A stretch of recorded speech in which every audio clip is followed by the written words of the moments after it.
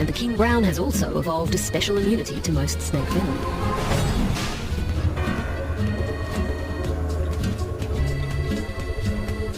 The young taipan's day as a fierce predator is over, almost before it began.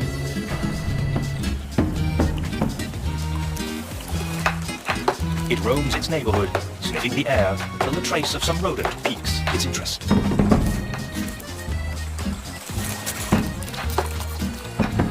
The trail leads it right to its prey.